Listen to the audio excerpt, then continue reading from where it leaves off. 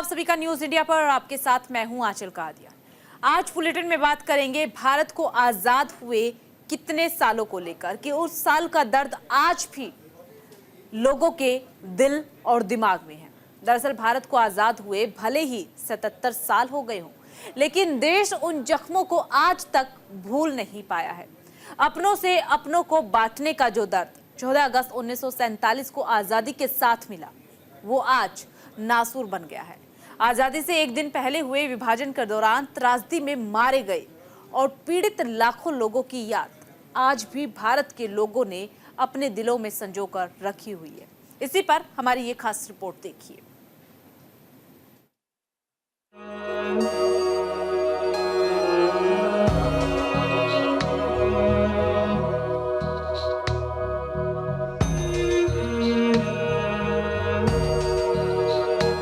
देश जब जब आजादी की सीढ़ी चढ़ता है, वो तब तब खून के आंसू रोता है।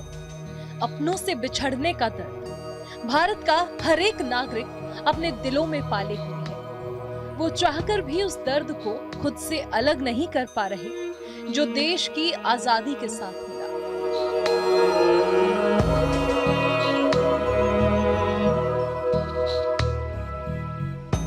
लंबी लड़ाई के बाद 15 अगस्त 1947 को भारत आजाद तो हुआ, लेकिन उसे इस आजादी की बहुत बड़ी कीमत चुकानी पड़ी। देश जब आजादी का जश्न मनाता है, तो वो लोगों को जरूर याद करता है जो आजादी के दौरान पीछे छूट गए।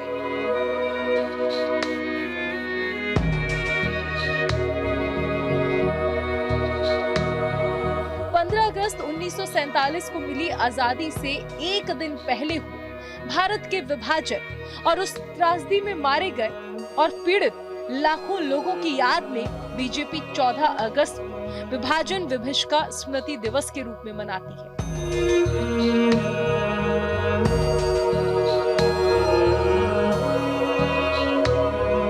इस मौके पर प्रधानमंत्री नरेंद्र मोदी, केंद्रीय गृह मंत्री अमित शाह और बीजेपी के राष्ट्रीय अध्यक्ष जेपी नड्डा और रक्षा मंत्री राजनाथ सिंह समेत बीजेपी नेताओं ने ऐसे लोगों को श्रद्धांजलि दी जिन्होंने आजादी का दंश झेला और अंत में लड़ते लड़ते अपने प्राणों की आहुति दे दी। प्रधानमंत्री नरेंद्र मोदी ने उन लाखों लोगों को याद करते हुए एक्स पर लिखा, विभाजन विभीषिका स्मृति दिवस पर हम उन अनगिनत लोगों को याद करते हैं जो विभाजन की भयावहता से प्रभावित हुए और उन्हें बहुत तकलीफ हुई। ये उनके साहस को श्रद्धांजलि देने का भी दिन है, जो मानवीय लचीलेपन की शक्ति को दर्शाता है। विभाजन से प्रभावित बहुत से लोगों ने अपने जीवन को फिर से संवारा और अपार सफलता प्राप्त की। आज हम अपने देश में एकता और भाईचारे के बंधन की हमेशा रक्षा करने की अपनी प्रतिबद्धता को भी दोहराते हैं। इस बीच केंद्रीय गृह मंत्री अमित शाह ने लाखों लोगों को श्रद्धांजलि देते हुए इतिहास की स्मृति में बसे उन लोगों को याद किया। साथ ही कहा, अपने इतिहास को स्मृति में बसाकर उससे सीख लेकर ही एक राष्ट्र अपने मजबूत भविष्य का निर्माण कर सकता है और एक शक्ति के रूप में उभर सकता है। प्रधानमंत्री नरेंद्र मोदी के प्रयास से इस दिवस को मनाने की परंपरा राष्ट्र निर्माण की ओर उठाया गया एक मजबूत कदम है। देश के विभाजन से पैदा हुई परिस्थितियों में हिंसा और नफरत के शिकार हुए लोगों को 77 साल बाद भी देश उस पीड़ा को महसूस करता है। जब दुनिया को वसुधैव कुटुंबकम और सर्वे भवन्तु सुखिन का संदेश देने वाले महान राष्ट्र को राजनीतिक स्वार्थ के लिए बांट दिया गया था। विभाजन के बाद लाखों लोग अजनबियों के बीच अपना नया आशियाना तलाशते रहे। करीब 60 लाख गैर मुसलमान उस क्षेत्र से निकल गए जो बाद में पश्चिमी पाकिस्तान बना। विभाजन के समय 65 लाख मुसलमान भारत छोड़कर पाकिस्तान चले गए। 10 लाख मुसलमान पश्चिम बंगाल से पूर्वी पाकिस्तान चले गए। विभाजन की विभीषिका में मारे गए लोगों का आंकड़ा 5 लाख बताया जाता है, लेकिन अनुमानित आंकड़ा 5 से 10 लाख के बीच है।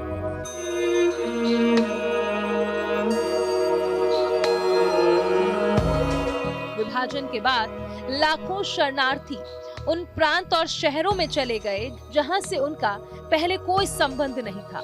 वहां की भाषा, संस्कृति सब अलग थी। ऐसे में शरणार्थियों को अपनी जिंदगी नए सिरे से शुरू करनी पड़ी।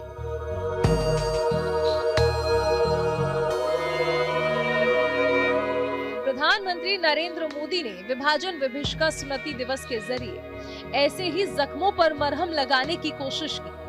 जब भारत आजादी का जश्न मनाता है तो वो फिर उसी दोहराहे पर आकर खड़ा हो जाता है जहां एक हाथ में 200 साल की गुलामी से आजादी और दूसरे हाथ में देश के 2 टुकड़े थे। 1947 में मिले दर्द को भारत आज भी भूल नहीं पाया है।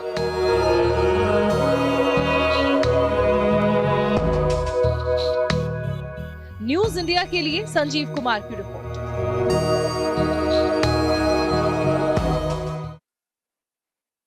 विभाजन विभीषिका दिवस के मंच से उत्तर प्रदेश के मुखिया यानी कि योगी आदित्यनाथ ने एक ऐसा खुलासा किया है जिसको लेकर अक्सर देश में समय समय पर मांग उठती रहती है। हालांकि सीएम योगी आदित्यनाथ ने एक महान क्रांतिकारी के उस बयान को कोट कर यह बड़ा खुलासा किया है जिसे आजादी के वक्त उन्होंने दिया था। सीएम योगी आदित्यनाथ के इस बयान के बाद एक बार फिर अखंड भारत की तस्वीर दिखाई देने लगी है। ऐसे में सवाल है कि क्या सच में ऐसा कुछ होने वाला है? ये रिपोर्ट देखिए।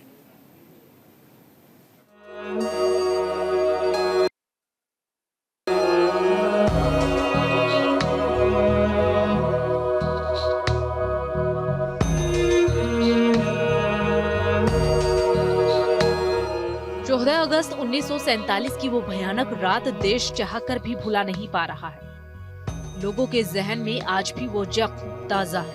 1947 में भारत माता के सीने पर लकीर खींचकर अंग्रेजों ने जो चाल चली थी वो 2024 में भी सांप बनकर भारत माँ के सीने पर लौट रही है।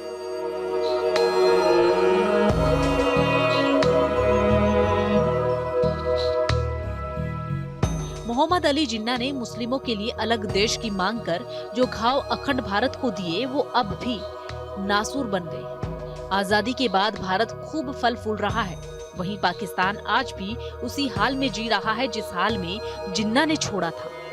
वक्त के साथ जिन्ना के पाकिस्तान में फर्क सिर्फ इतना ही आया कि पहले पाकिस्तान की सेना पड़ोसी देशों में घुसकर खूनी खेल खेलती थी और अब वही सेना आतंकियों का चोला पहनकर अपनों का लहू बहा रही है।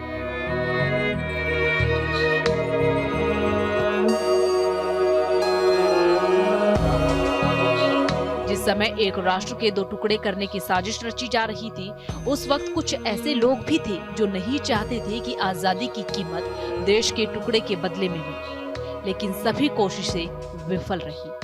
अखंड भारत के 2 टुकड़े कर पाकिस्तान बना दिया गया। इसके बाद जिन्ना के पाकिस्तान की करतूत पूरी दुनिया ने ही देखी है। उस वक्त शुरू हुआ आतंक आज तक जारी है। जम्मू कश्मीर में आतंक को मुंह तोड़ जवाब देते हुए देश के सपूत भारत माता पर कुर्बान हो रही हैं। लेकिन पाकिस्तान शराफ का चोला पहनकर आतंकियों का सबसे बड़ा आका बनकर बैठा हुआ है। जम्मू कश्मीर में आए दिन हो रही आतंकी घटनाओं ने सुख, चैन, शांति और अमन को ऐसी छलनी किया है जिसकी भरपाई आज तक नहीं हो पाई है। इन आतंकी घटनाओं को देखते हुए देश के युवाओं का खून खोल रहा है। वो कह रही हैं कि पाकिस्तान को ही नक्शे से हमेशा हमेशा के लिए मिटा देना चाहिए, यानी ना रहेगा बांस ना बजेगी बांसुरी। भारत चाहता है कि दोनों ही देश शांति से रहें और जनता की प्रगति के लिए काम करें, लेकिन दाने दाने के लिए तरस रहा पाकिस्तान आतंक का साथ छोड़ने के लिए तैयार ही नहीं है। जो 1947 में हुआ था वही तो पाकिस्तान में आज भी हो रहा है। वही तो पूर्वी पाकिस्तान कहा जाने वाला आज का बांग्लादेश में वही तो हो रहा है। उस समय 10 लाख हिंदू एक साथ काटे गए थे। हिंदू, सिख सभी थे, एक साथ काटे गए थे। और आज भी वही आगजनी, वही तोड़फोड़, वही लूटपाट, बहन और बेटियों के साथ वही अत्याचार, उसी प्रकार की त्रासदी का दृश्य आज भी हम सबके सामने है। और इस सब के बावजूद इस प्रकार के कार्यक्रमों को केवल एक औपचारिकता बना करके हम लोग केवल अपनी बात करने तक सीमित हो जाते हैं। आखिर कब इतिहास की इन गलतियों से हम सबक सीखेंगे? ऐसे में यूपी के मुख्यमंत्री योगी आदित्यनाथ ने 1947 के पहले महर्षि अरविंद घोष के उस कथन को दोहराकर पाकिस्तान की सांसें फुला दी हैं। आजादी के वक्त महान क्रांतिकारी अरविंद घोष ने पाकिस्तान को लेकर दावा किया था, देर चाहे कितनी भी हो, पाकिस्तान का विघटन और भारत में विलय निश्चित है। आध्यात्मिक जगत में पाकिस्तान कोई वास्तविकता नहीं है। उसका भारत में विलय होगा या फिर पाकिस्तान हमेशा के लिए समाप्त हो जाएगा। 1947 में विभाजन के समय ये शब्द उस दार्शनिक और महान क्रांतिकारी के थे जिसने पाकिस्तान के भविष्य को उसी समय भांप लिया था। 1947 में दिए उस बयान को सीएम योगी आदित्यनाथ ने साल 2024 में दोहराकर नया खुलासा कर दिया है।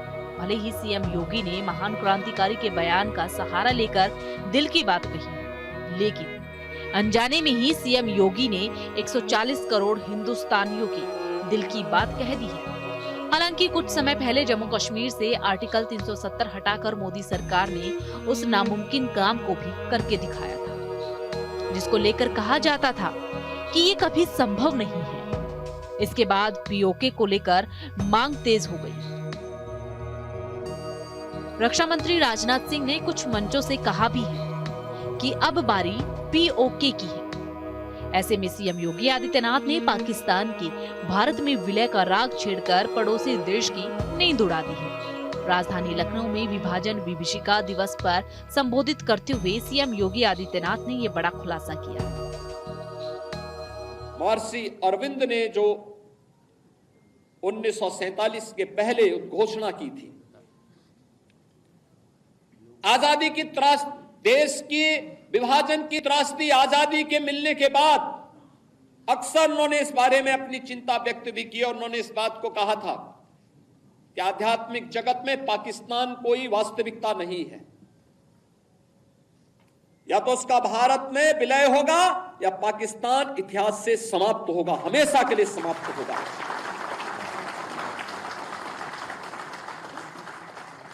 क्योंकि आध्यात्मिक जगत में जब जिसका कोई वास्तविक अस्तित्व नहीं है, उसको नष्ट ही होना है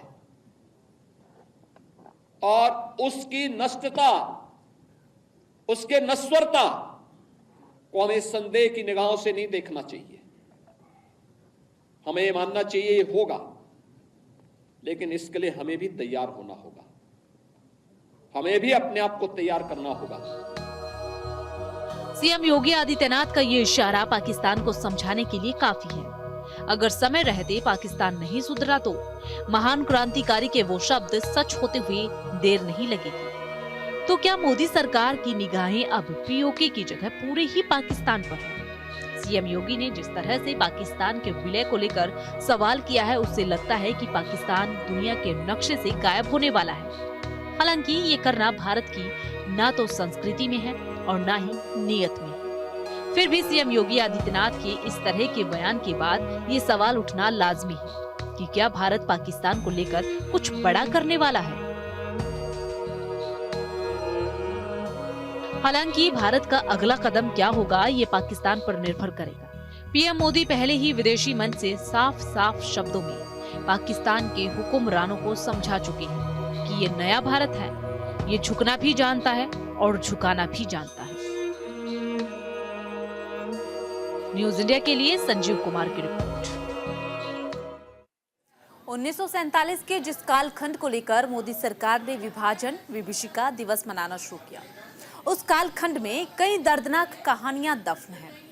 जिन लोगों ने विभाजन के दर्द को झेला, उन लोगों के जहन में वो दर्द आज भी जस का तस बना हुआ है।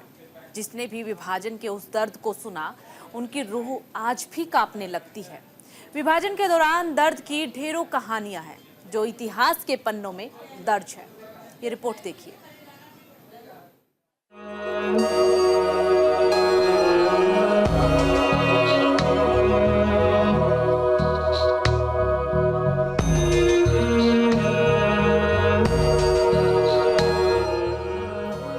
अगस्त 1947 ये वो तारीख है जिसे कभी भुलाया नहीं जा सकता। एक तरफ देश को 200 साल की गुलामी की जंजीरों से मुक्ति मिल रही थी, तो वहीं दूसरी तरफ इसकी कीमत देश के विभाजन के रूप में मिल रही थी। इस विभाजन का खामियाजा बेघर हुए लाखों लोगों को चुकाना पड़ा। विभाजन के चलते उन्हें रातों रात पलायन के लिए मजबूर होना पड़ा। कई लोग तो ऐसे भी रहे जिन्हें आजादी की कीमत अपनी जान देकर चुकानी पड़ी।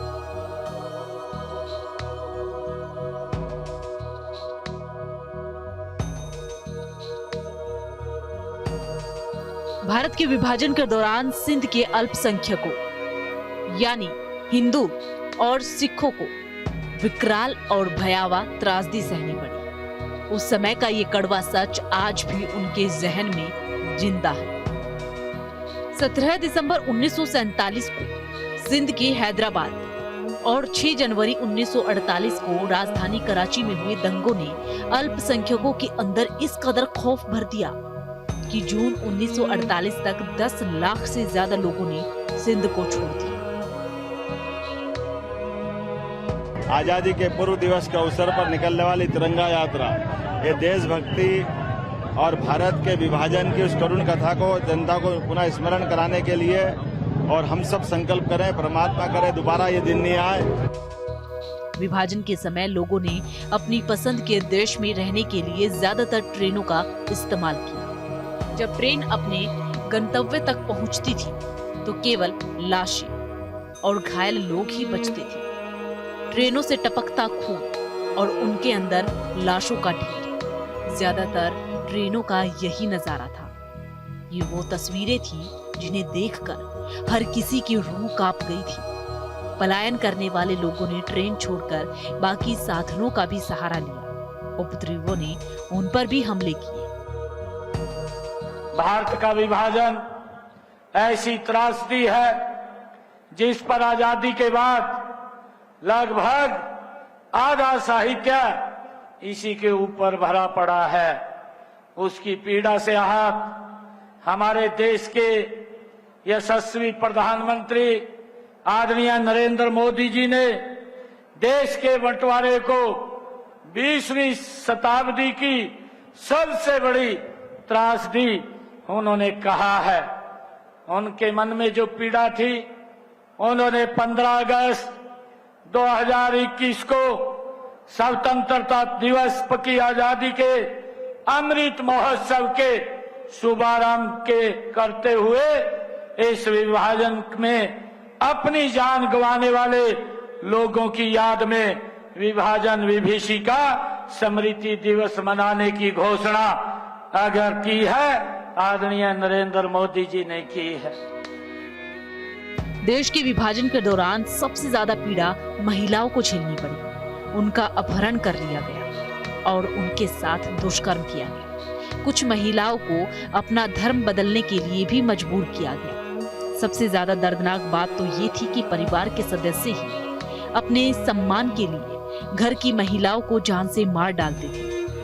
भारत सरकार को सिर्फ 33,000 महिलाओं के अपहरण की ही जानकारी थी, जबकि पाकिस्तान सरकार ने 50,000 महिलाओं के अपहरण का अनुमान लगाया। इसी बीच सबसे ज्यादा हैरान करने वाली बात तो ये रही कि शांति स्थापित होने के बाद भी उस स्त्री का पुनर्वास नहीं हो पाया, जिसे विभाजन के दौरान बुरी तरह रौंदा गया।